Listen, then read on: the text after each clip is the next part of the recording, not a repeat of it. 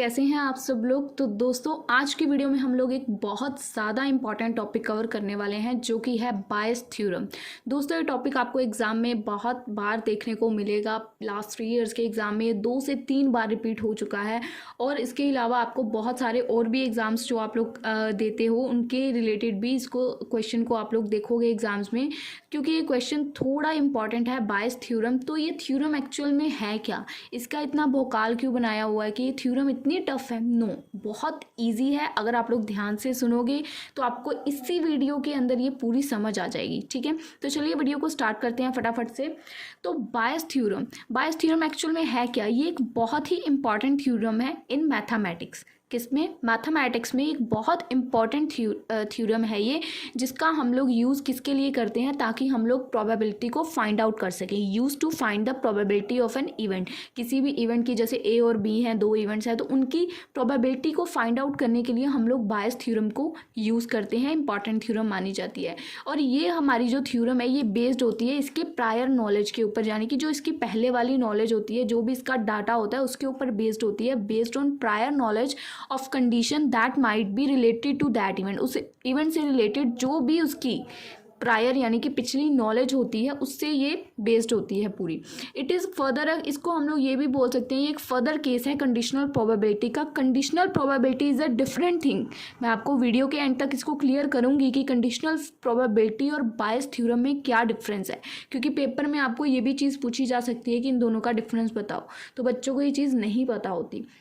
But ये कह सकते हैं कि कंडीशनल प्रोबेबिलिटी अलग से निकलती है, बट जब हम लोग बायस थ्योरम निकालते हैं तो उसमें हम लोग कंडीशनल प्रोबेबिलिटी का यूज़ करते हैं। इसी वजह से इसको ये भी बोला जाता है कि एक फर्दर केस है, कंडीशनल प्रोबेबिलिटी का ही दूसरा फेज़ है। पहले कंडीशनल प्रोबेबिलिटी निकालते हैं, उसका फर्दर केस बायस थ्योरम को माना जाता है। ठीक है, तो आपको वीडियो के एंड तक ये क्लियर हो जाएगा ऐसा क्यों माना जाता है।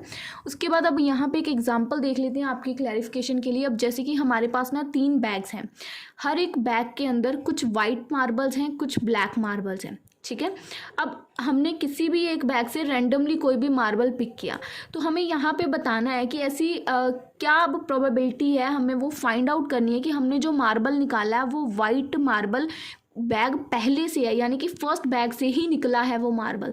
तो इस चीज़ की प्रोबेबिलिटी को हमने फाइंड आउट करना है, विच इज़ डिफ़िकल्ट। तो ऐसी सिचुएशंस में, इन केस लाइक सच, इस ऐसे सिचुएशंस में हम लोग बायस थ्योरम का यूज़ करते हैं, जहाँ पे रैंडम सिचुएशंस आ जाती हैं। हमें कह सकते हैं कि इक्वली चांसेस बन जाते हैं कि हम लोगों को पता नहीं चल पाता।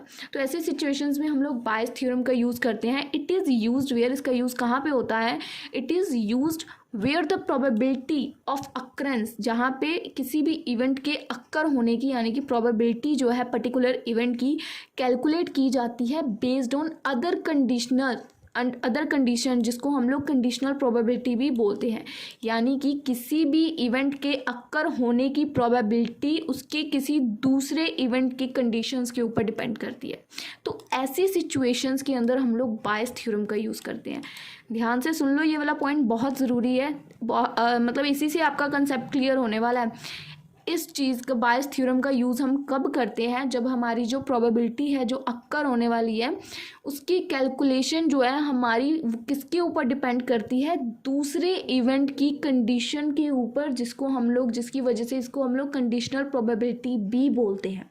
ठीक है, अब बायस थ्योरम अभी तक हमने देखा, वो भी बायस थ्योरम है। बेसिकली एक्चुअल में देखा जाए तो बायस थ्योरम क्या है? बायस थ्योरम को हम लोग बायस रूल और बायस लॉ भी बोलते हैं। इसको हम लोग डिटरमाइन कर सकते हैं। इट इज़ यूज्ड, इसका यूज़ किया जाता है to determine the conditional probability. Conditional probability को निकालने के लिए इसका यूज़ किया जाता है ऑफ इवेंट ए व्हेन। अब देखो, ये होती है कंडीशनल प्रोबेबिलिटी, जो मैंने आपको ये किया ना, कंडीशनल प्रोबेबिलिटी ऑफ इवेंट ए जब इवेंट बी ऑलरेडी हैपन हो चुका है ना, तब होती है हमारी कंडीशनल प्रोबेबिलिटी। आगे जाके आपको मैं बायस का भी बताऊंगी। ठीक है, तो इसका यूज़ किया जाता है बायस थ्योरम का यहाँ पे डिटरमाइन करने के लिए कि जो कंडीशनल प्रोबेबिलिटी है इवेंट ए की, वो कब होगी? जब हमारा इवेंट बी ऑलरेडी हैपन हो चुका होगा। अब जर्नल स्टेटमेंट क्या है बायस थ्योरम की? जर्नल स्टेटमेंट, अब ये जो पॉइंट लिखा हुआ है, ठीक है, इसके अंदर ना बेसिक अगर ध्यान से सुनोगे तो ये फॉर्मूला लिखा हुआ है। ठीक है, अगर आप ऐसे ही रीड करोगे ना, आप कंफ्यूज आओगे कि ये क्या लिखा हुआ है, ये पॉइंट समझ नहीं आ रहा। बट ये जो फॉर्मूला अगली लाइन में है ना, ये लिखा हुआ है, ध्यान से सुनना, आप समझ आएगा। The general statement of Bayes theorem is the conditional probability. ठीक है, तो ये कंडीशनल प्रोबेबिलिटी है जिसके अंदर event A given the occurrence of another event B. Event A when event B is already happen, जो हाईलाइटेड एरिया है event A जिसमें ऑलरेडी एक इवेंट हैपन हो चुका है जो कि इवेंट बी है, ये हमने यहाँ पे फाइंड आउट करना है। Probability of event A when B is already happen, B already happen हो चुका है। अब इसके बाद इक्वल्स टू, यानी कि ये इक्वल का sign, equals to the product of event B का अब हमने यहाँ पे प्रोबेबिलिटी निकालनी है when event A is already happen. Probability of event B when A is already happen, तो ए यहाँ पे ऑलरेडी हैपन हो चुका है। ठीक है, अब यहाँ पे हमने प्रोबेबिलिटी ऑफ ए निकाल रहे हैं ना, तो वही अंदर लेंगे जो हमारी प्रोबेबिलिटी निकाल रहे हैं, जो अक्कर हो चुका है उसको नहीं लेना। ठीक है, प्रोबेबिलिटी ऑफ ए निकाल रहे हैं, बी ऑलरेडी हैपन हो चुका है, तो प्रोबेबिलिटी ऑफ इधर पहले ऑपोजिट लिखेंगे, आफ्टर दैट जिसकी प्रोबेबिलिटी निकालनी है मल्टीप्लाई बाय वो, डिवाइडेड बाय प्रोबेबिलिटी ऑफ दूसरा प्रोबेबिलिटी ऑफ बी। तो यहाँ पे भी वही लिखा हुआ है, देखो, एंड द प्रोबेबिलिटी ऑफ ए, जो प्रोबेबिलिटी ऑफ ए है ये आ गई, उसके बाद and divided by the probability of the event B, तो उसके बाद डिवाइड कर दिया प्रोबेबिलिटी ऑफ बी। तो ये फॉर्मूला ही यहाँ पे लिखा हुआ है, आपको कंफ्यूज नहीं होना। ठीक है, यहाँ पे बताया हुआ है कि जो हमारा ये probability of A and B है, ये ए और बी की प्रोबेबिलिटी है, जो ऐसे ए के बीच में लाइन लगा के बी है, इसका मतलब क्या है? इसका मतलब है प्रोबेबिलिटी ऑफ इवेंट ए की प्रोबेबिलिटी निकाल रहे हैं जब हमारा इवेंट बी ऑलरेडी हैपन हो चुका है, व्हेन इवेंट बी हैपन्स। ठीक है, जो पहले है उसकी प्रोबेबिलिटी निकालनी है और दूसरा हैपन हो चुका है, और जो नीचे है देखो प्रोबेबिलिटी ऑफ बी ए, अब इसके अंदर हमने बी की प्रोबेबिलिटी निकालनी है, हमारा ए जो इवेंट है वो ऑलरेडी हैपन हो चुका है, probability of event B when A happens. ठीक है, तो ये फॉर्मूला अच्छे से समझोगे तो बायस थ्योरम आपकी ऑटोमेटिकली ईजी हो जाएगी। मैंने काफ़ी कोशिश की आपको फॉर्मूले को एक्सप्लेन करने की। अब कुछ टर्म्स है हमारी जो बायस थ्योरम के रिलेटेड है, जैसे कि हमने अभी ऊपर बायस थ्योरम के बारे में डिस्कशन की, कितना सारा कंसेप्ट समझने की कोशिश की, तो ये चीज़ वही लिखी है जो मैंने बोली। अब उसके अंदर हमने कुछ देखा कि कंडीशनल प्रोबेबिलिटी नाम की बला भी थी। तो कंडीशनल प्रोबेबिलिटी क्या है? The probability of an event A, event A की जो भी प्रोबेबिलिटी है वो किसके ऊपर बेस्ड है? दूसरे इवेंट की अक्रेंस के ऊपर, कि वो क्या अक्कर हो रहा है। ठीक है, प्रोबेबिलिटी ऑफ इवेंट ए किसके ऊपर बेस्ड है? दूसरे इवेंट की अक्रेंस के ऊपर, इसी को बोलते हैं कंडीशनल प्रोबेबिलिटी। ठीक है जी, इट इज़ डिनोटेड एट, इसको कैसे डिनोट करेंगे? अब ए इवेंट है बट वो डिपेंड किस पे ऊपर कर रहा है? बी के ऊपर, तो ए डिवाइड बाय बी वाला साइन ये वाला बना के हम लोग इसको लिखेंगे ना कि ए की probability when B is already happen, क्योंकि वो उसके ऊपर डिपेंड कर रहा है ना, ए की प्रोबेबिलिटी किस पे डिपेंड करेगी कि दूसरा इवेंट कैसे हैपन हुआ है। तो probability of A intersection B and represent the probability of A when event B has already happen. जो मैं बोल रही हूँ वही एग्जैक्ट लिखा हुआ है, बट अगर आपको जैसे वहाँ से समझ नहीं आ रहा तो मेरी लैंग्वेज समझ लो, और मेरी नहीं समझ आ रही तो उसको रीड आउट करो।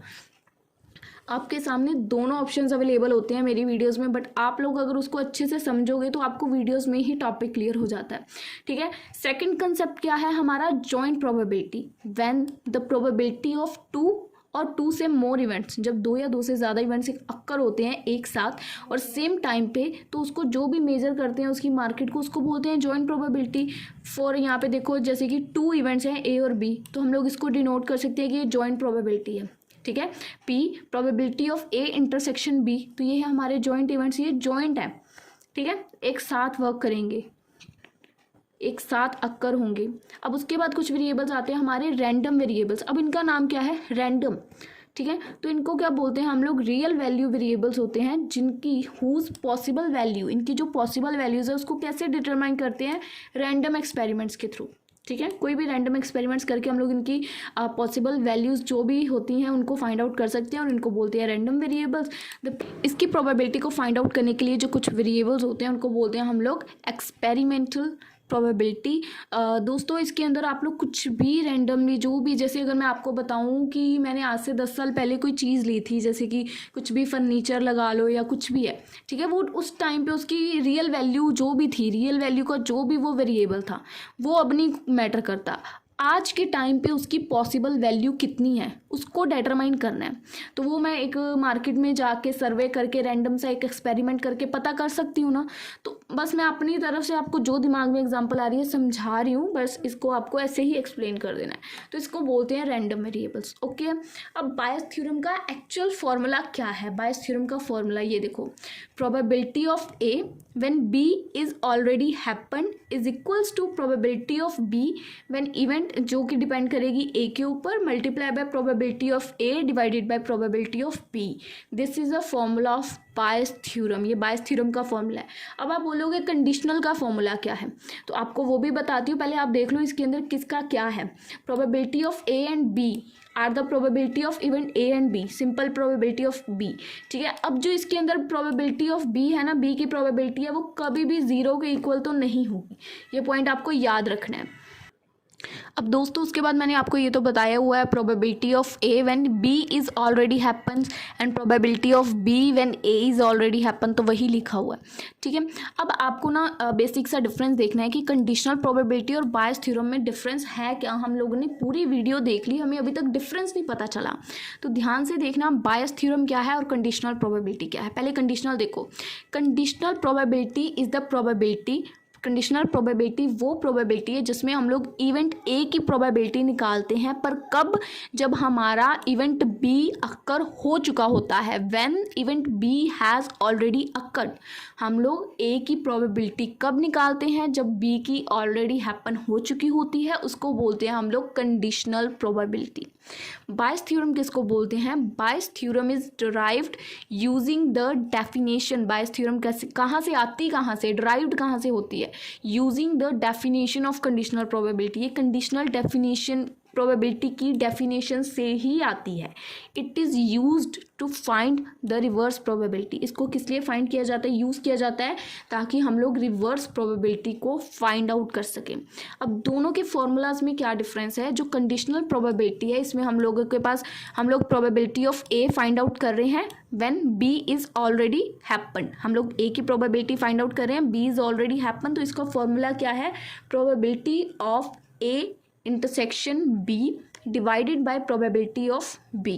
ठीक है, बट जो बायस थ्योरम है इसका फॉर्मूला जो हम अब तक ऊपर देखते आए हैं, probability of A when B is already happened, okay, is equals to, इसका ऑपोजिट जाएंगे। अब probability of B, A already happen हो चुका है, multiply by probability of A divided by probability of B.